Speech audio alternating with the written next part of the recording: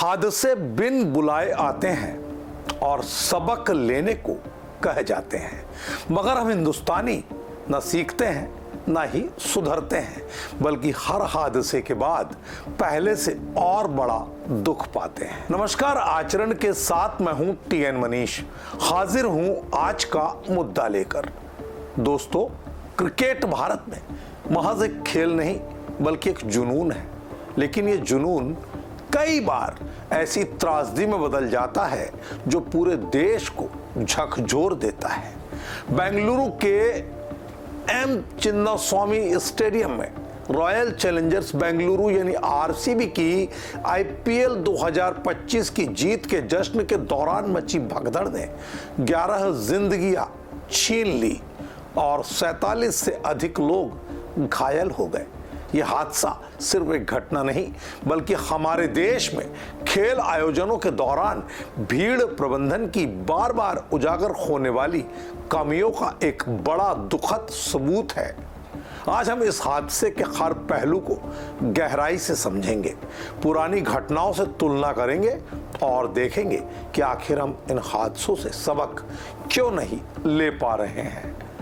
तो जिंदगी पर मौत के हस्ताक्षर करने वाली दास्तां शुरू करते हैं। जश्न क्यों बना मातम। सबसे पहले बात करते हैं चिन्नास्वामी स्टेडियम में हुए इस हादसे की। 4 जून 2025 को आरसीबी ने 18 साल बाद आईपीएल की ट्रॉफी जीती।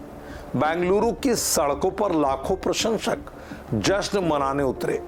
चिन्नास्वामी स्टेडियम के बाहर हजारों लोग अपनी टीम को देखने के लिए जमा थे, लेकिन स्टेडियम की क्षमता सिर्फ 35,000 थी और वहां 2 से 3 लाख लोग पहुंच गए। एक अस्थायी स्लैब जो नाले के ऊपर रखा था भीड़ के दबाव में धंस गया। इससे अफरा तफरी मच गई, लोग एक दूसरे के ऊपर गिरने लगे और देखते ही देखते ये जश्न अचानक बड़े मातम में एक के बाद एक बदलता गया।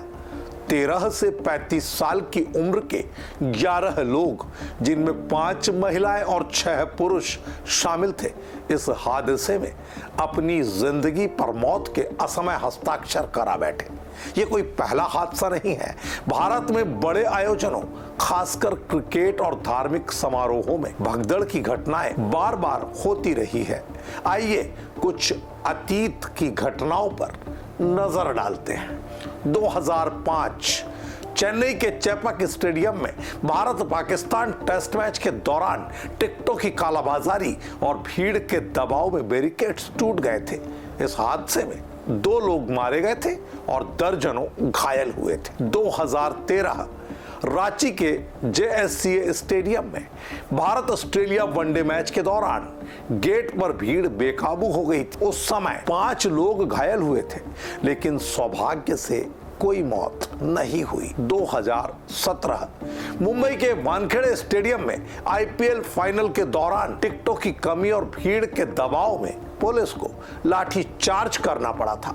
इसमें 10 लोग बुरी तरह घायल हुए थे। अगर हम क्रिकेट से हटकर धर्म के आयोजन की बात करें तो जनवरी 2025 महाकुंभ मेले में नदी स्नान के दौरान भगदड़ में 30 से अधिक लोग मारे गए थे। कब सीखेंगे भीड़ प्रबंधन। इन घटनाओं से साफ है कि भारत में बड़े आयोजनों में भीड़ प्रबंधन एक बड़ी चुनौती भरी समस्या है। चिन्नास्वामी स्टेडियम में कई खामियां सामने आ गई। हादसा क्यों हुआ, इस पर देखिए। खामी नंबर 1, उस स्लैब को क्यों अनदेखा किया गया जो महज रखा हुआ था, जिसके टूटने के आसार पहले से थे। खामी नंबर 2, अनुमान कैसे गलत हो गया। आयोजकों को 1 लाख लोगों की उम्मीद थी, लेकिन 2 से 3 लाख लोग पहुंच गए। तीसरी कमी, स्टेडियम के गेट नंबर 10, 12 और 13 पर पर्याप्त सुरक्षा बल मौजूद नहीं था। चौथी खामी, एक संकीर्ण गेट और टूटी बैरिकेड्स ने स्थिति को और अधिक भयावह बना दिया। पुलिस ने हल्का सा बल प्रयोग किया, लेकिन यह भीड़ को और अधिक उत्तेजित करने का कारण बना। पांचवी कमी, मुफ्त एंट्री की अफवाह से पहले क्या भीड़ नियंत्रण का ठोस इंतजाम जरूरी नहीं था? पूर्वानुमान के विशेषज्ञ आखिर कहां थे? पल्ला झाड़ते जिम्मेदार। अब सवाल यह है, इस हादसे का असली जिम्मेदार कौन है? सरकार, police, Karnataka state cricket association, RCB management या फिर बेकाबू भीड़? कर्नाटक के मुख्यमंत्री सिद्धारमैया और deputy CM DK Shivakumar ने जिम्मेदारी लेने से इनकार कर दिया।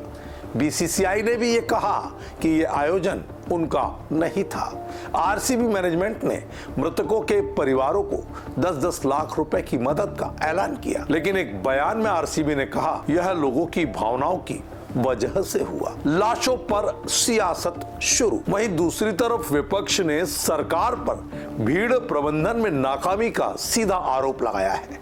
कर्नाटक बीजेपी ने कहा कि जब लोग मर रहे थे तब सरकार के नेता रील बनाने में व्यस्त थे। कर्नाटक हाईकोर्ट ने इस हादसे का सुओ मोटो यानी स्वतः संज्ञान लिया और सरकार से स्थिति की रिपोर्ट मांगी है। सिद्धारमैया सरकार ने कई कदम उठाए हैं। बेंगलुरु पुलिस कमिश्नर, अतिरिक्त पुलिस आयुक्त और कब्बन पार्क पुलिस स्टेशन के इंस्पेक्टर समेत कई अफसरों को निलंबित कर दिया गया है। मामले की जांच सीआईडी को सौंपी गई है। प्रत्येक मृतक के परिवार को 10 लाख रुपए और घायलों को मुफ्त इलाज का ऐलान किया गया है। एक मजिस्ट्रेट जांच शुरू कर दी गई है जिसकी रिपोर्ट 15 दिनों में आएगी। लेकिन सबसे बड़ा सुलगता सवाल, क्या ये कदम पर्याप्त माने जा सकते हैं? क्या कहते हैं विशेषज्ञ? इस पूरे हादसे पर विशेषज्ञों का कहना है कि भारत में भीड़ नियंत्रण के लिए कोई मानक संचालन प्रक्रिया यानी स्टैंडर्ड ऑपरेटिंग प्रोसीजर नहीं है। कर्नाटक हाईकोर्ट ने भी पूछा है कि क्या भविष्य में ऐसी घटनाओं को रोकने के लिए कोई एसओपी बनाई गई है। कई देशों में जैसे इंग्लैंड और ऑस्ट्रेलिया बड़े आयोजनों में भीड़ प्रबंधन के लिए सख्त नियम है। वहां स्टेडियम की क्षमता, प्रवेश द्वारों की संख्या और सुरक्षा बलों की तैनाती का पहले से ही बड़ा आकलन कर लिया जाता है। लेकिन भारत में हमारी व्यवस्था अक्सर रिएक्टिव होती है, प्रोएक्टिव नहीं। यानी प्यास लगने पर हम कुआं खोदते हैं। अतीत से सबक क्यों नहीं? पिछली भगदड़ की घटनाओं से सबक न लेना हमारी सबसे बड़ी कमी है। 2005 के चेन्नई हादसे के बाद भीड़ नियंत्रण के लिए कोई ठोस नीति क्यों नहीं बनाई गई? 2013 और 17 के हादसों के बाद भी क्रिकेट जगत के खैरख्वाहों ने आखिर इस मसले पर गंभीरता क्यों नहीं दिखाई? हर बार जांच होती है, मुआवजा दिया जाता है, लेकिन व्यवस्था में सुधार नहीं होता। भारतीय क्रिकेट बोर्ड के सचिव देवजीत सेकिया ने कहा इस आयोजन में कमियां थीं, लेकिन इसे बेहतर तरीके से प्लान किया जाना चाहिए था। भारतीय क्रिकेट के कोच गौतम गंभीर ने भी सवाल उठाया कि अगर भीड़ को नियंत्रित नहीं किया जा सकता तो ऐसे रोड शो क्यों आयोजित किए जाते हैं? निष्कर्ष और सुझाव। देश की बड़ी हाईटेक सिटी बेंगलुरु में हुए हादसे ने सवाल खड़ा कर दिया है कि क्या इस आयोजन के पहले आर्टिफिशियल इंटेलिजेंस और हमारे उच्च तकनीक का भीड़ के पूर्वानुमान के लिए और उसके प्रबंधन के लिए जरूरी इस्तेमाल किया गया था? यकीनन नहीं। तो आज जरूरत है एक ऐसी व्यवस्था की जो भीड़ के व्यवहार का पूर्वानुमान लगा सके। टेक्नोलॉजी का इस्तेमाल, drone monitoring, AI based crowd management system और टिकटों की ऑनलाइन बिक्री से भीड़ को नियंत्रित किया जा सकता है। साथ ही आयोजकों को स्टेडियम की क्षमता और आने वाली भीड़ का सटीक आकलन करना होगा। चिन्नास्वामी हादसा एक बड़ा सबक है।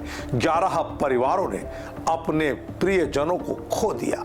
ये सिर्फ आरसीबी की जीत का जश्न नहीं था, बल्कि एक ऐसी त्रासदी थी जिसे रोका जा सकता था। हमें ये सुनिश्चित करना होगा कि भविष्य में कोई और जश्न मातम में ना बदल सके।